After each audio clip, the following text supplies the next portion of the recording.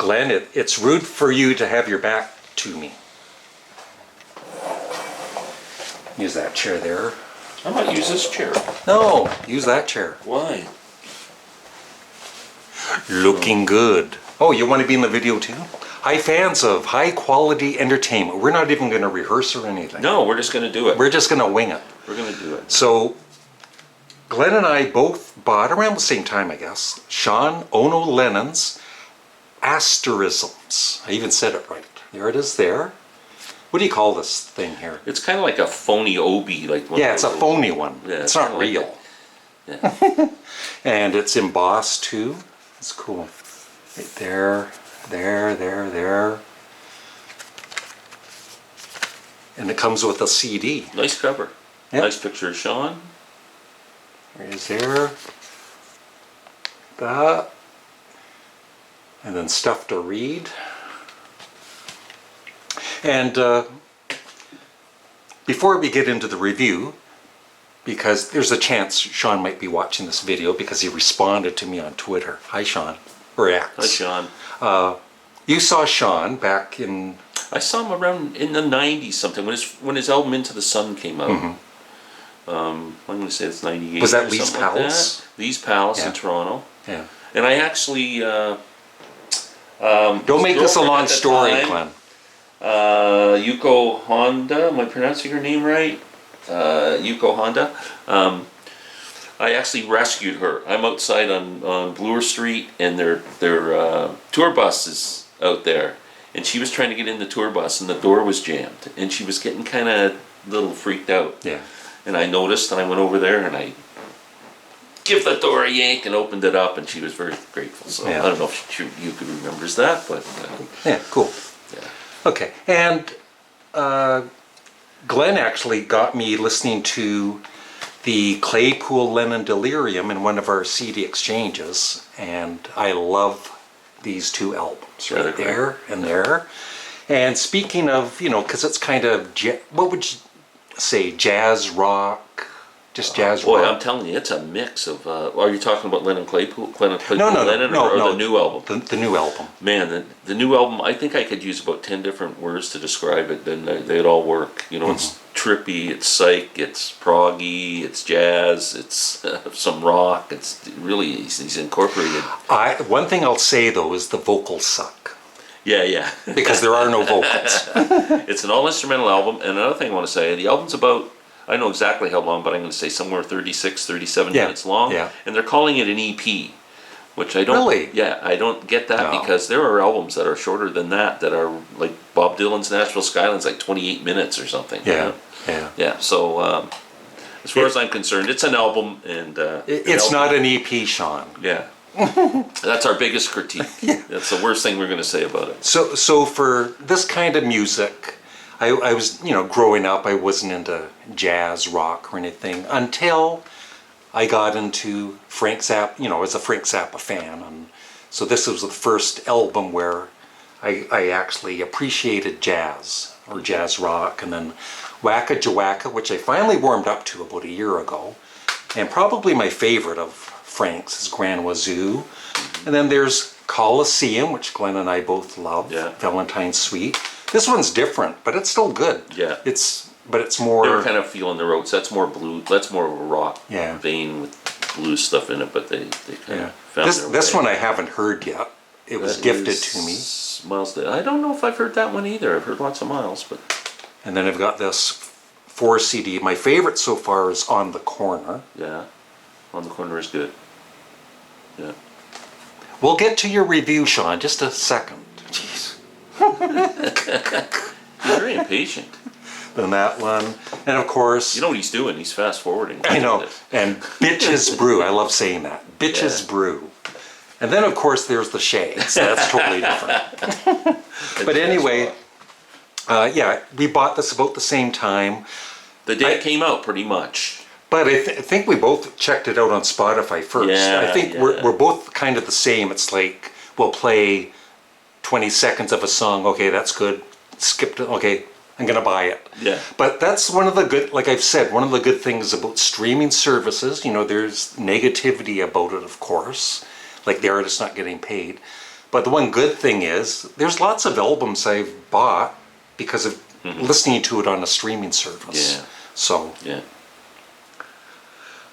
anyway, five songs.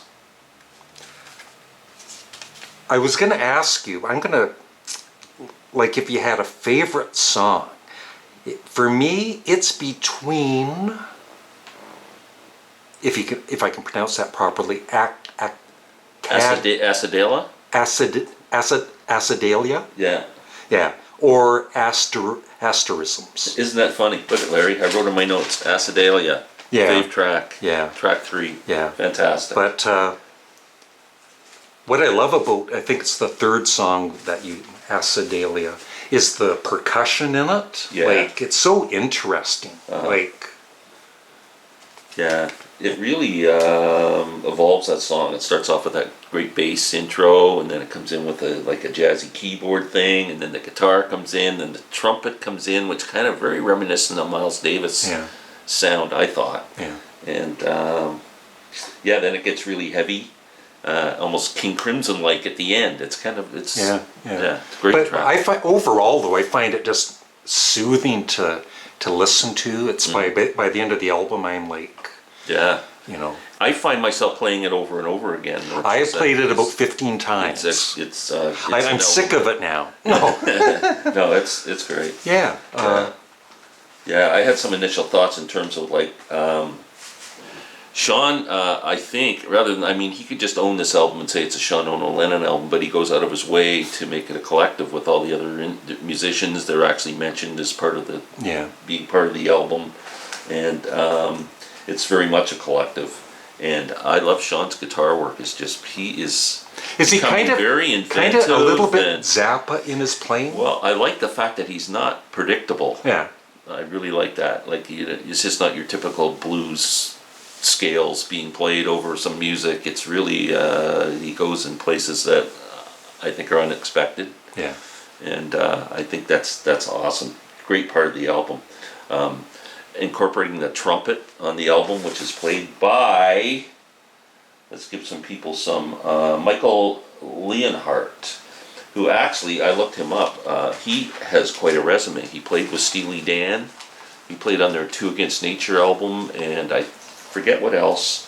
Plus, if you look him up on Wikipedia, I forget who all the other musicians he's played with, but he's got a great resume, and he's a great trumpet player, and that just adds something to this album. It's just fantastic. Yeah. Fantastic group of musicians. Yep.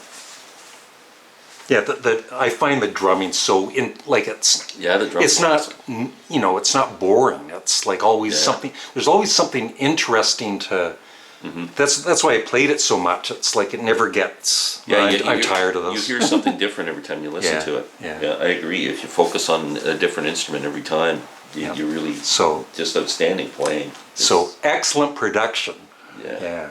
Now this album was on John Zorn's label. I had heard the name John Zorn before, but I wasn't familiar with his work. And he has a record label called Zadok. I hope I'm pronouncing that right.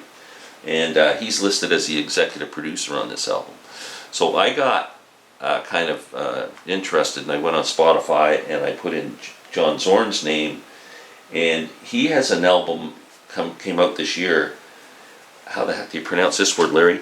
Parrhesiast, Parrhesiastes. Sorry, I don't know how to pronounce that word. Parrhesiastes or something. Really cool album, and I can see how Sean was inspired by John's work. Some of it is if you like this album, you might want to go investigate John Zorn. Cool. Yeah, but the first track, Starwater, just kind of brings you into the album.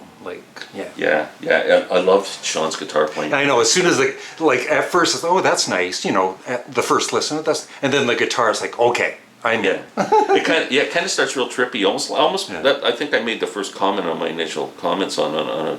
It reminded me of Pink Floyd meets Miles Davis, but I kind of veered away from that. I still like the Miles Davis analogy, but Pink Floyd. But at the start of the album, it sounds kind of artsy, trippy-ish, like some early Pink Floyd albums. And if you're having some tomato soup at night, now tomato soup in Ontario is legal. Yeah. But if you have a little bit of tomato soup, it's like, wow. I bet you it would be good with headphones, man. Yeah. Second song, I love the way the first song ends with a really pretty heavy guitar from Sean, which was the way King Crimson kind of builds their songs like that, and it comes up with a really heavy kind of hairy thing going on in the middle of it. That song kind of was like that, Starwater, and then it goes into this beautiful, the second song, Thinking of M. I just love the electric piano at the start of that song. I just want to know who M is. Yeah. And it's very dramatic. Then the trumpet comes in, giving it a real jazz feel. And then, of course, you mentioned Acidelia, which has a great bass intro and then jazzy keyboard And the drums. Guitar and the trumpet. At the title song, Asterisms, another great song. Guitar, there's like a guitar arpeggio that he keeps playing, and with the trumpet and the keyboard, just excellent. And the last song, Heliopause, I put jazzy, trippy, floating in space. I mean, just awesome. And I would we should give kudos to the musicians who played on this. So Devin Hoff played bass, Yuko Honda, who's a long-time associate of Sean's, electronics. As I mentioned before, Michael Leonhardt, trumpet, Wurlitzer, John Wagavera, I'm sorry if I'm pronouncing that wrong, percussion, Mauro Rafosco, and two drummers, Chris Smith and Johnny Mahar. Both, the drumming's outstanding. It's just a great album, Sean. You did an amazing job on this, if you're watching. If you're watching, he's watching. I think this will definitely get Album of the Year consideration. Yeah, I was thinking that.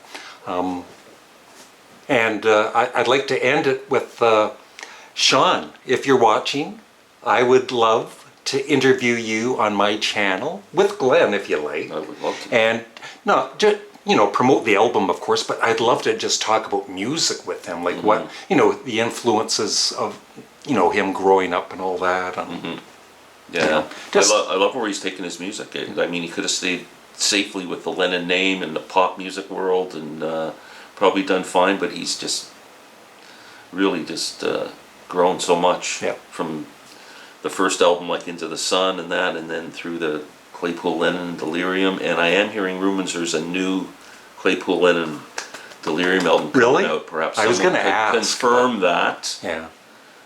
Maybe Sean can confirm it in our interview. Yes. So, okay. Thanks for making such a great record for us to listen to. It's 10 out of 10 for me. 10 out of 10. Yeah. Yeah. Fantastic record. Thank you. Everybody, check it out and go buy it. Yeah. Listen to it on Spotify and then run out to your local record store and buy it, or visit. I'll have a link for Sean's website below and everything. So. And this album's made for any age. I mean, Larry's 73 and he's like. Cut. Bye.